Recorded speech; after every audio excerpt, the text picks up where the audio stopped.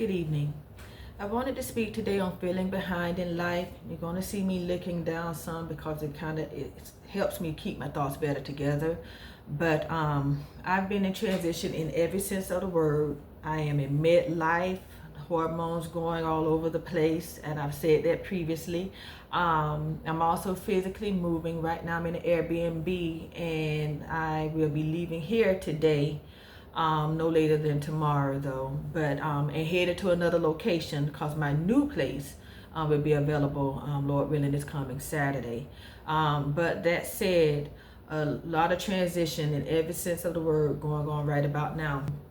Also, in all of this, I've been working on my channel direction, and I finally have found my footing. So my videos going forward, it's going to be for the ladies.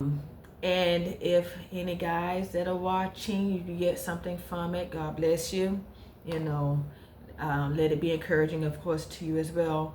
But that said, I'm going to be coming from Habakkuk chapter 2, verse 3. And my subject being feeling behind in life. When I was younger, high school, and right out of high school, I did get a chance to go to college, at least for one semester into the military, which I said that all previously. And the military even too was for the GI Bill. But I wanted to be an attorney. We have attorneys and teachers, pastors, preachers in my family.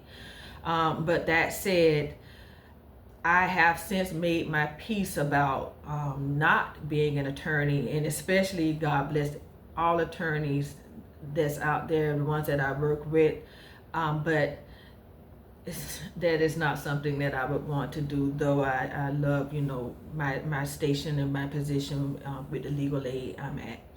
But anyway, I'm going to read Habakkuk chapter 2, verse 3 first. For the vision is yet for an appointed time, but at the end it shall speak and will not lie.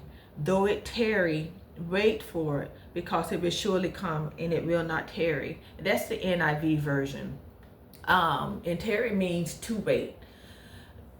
You've heard it said, or maybe have heard it said, that God is on time. He is not late. And if you are feeling behind, know that it's just that it's a feeling.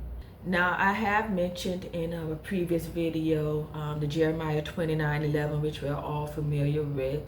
For I know the plans that I have for you, plans to prosper you, etc. Well, Habakkuk takes it a little further regarding timing. And it's so easy to compare where you are in life to where someone else is. I'm 50, and it's very easy, and I've done this, very easy to look over my life and feel like I've accomplished absolutely nothing. And that's telling the God honest truth.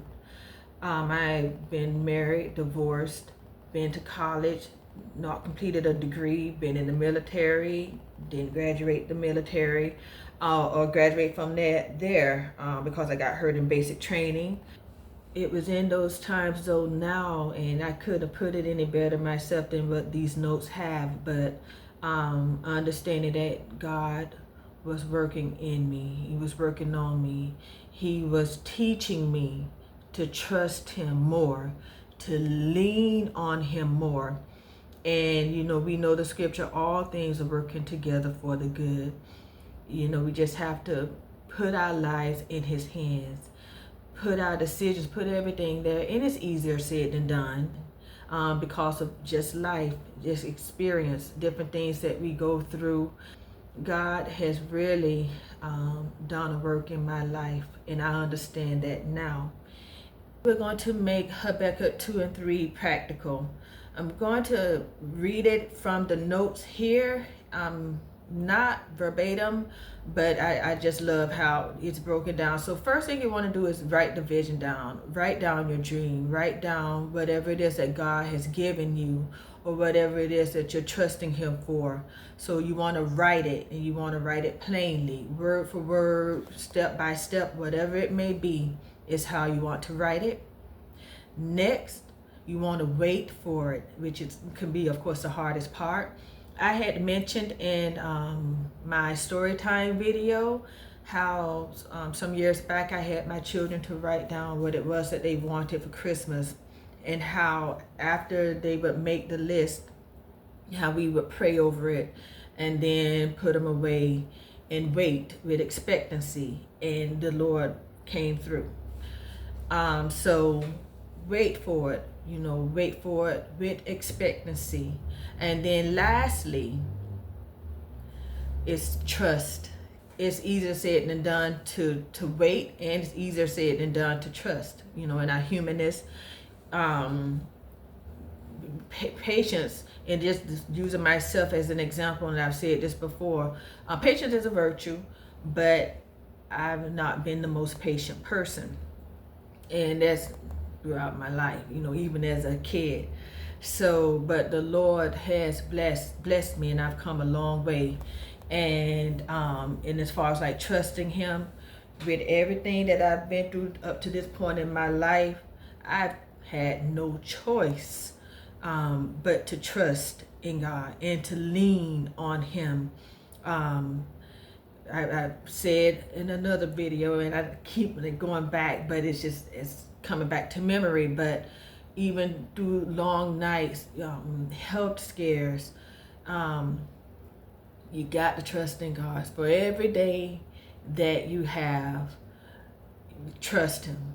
Trust Him that He's got you, that He's walking with you, and that all is well. I say that repeatedly, but that's because I'm having to remind myself of the exact same thing.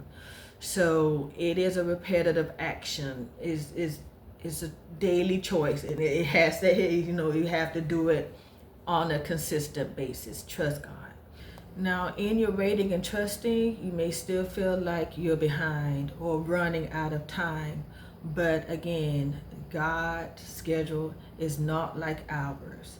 So in the waiting, in the trusting, know that He's working on things on your behalf. I've heard before, and it helped put things in perspective, how in our waiting and our trusting, whatever it is that we're looking for, and I just go back again to my story time video, while the children and I with their list, praying, waiting, God had put on someone's heart to, be a blessing. I did not know that at the time, but God did. So trust that while we're doing our part, that God is working on His part. So in my closing, know that you are not behind, that our schedule is not like God's, and that what He has for all of us is for an appointed time. And with His help, and if it's in His will, it will happen, and it will not wait.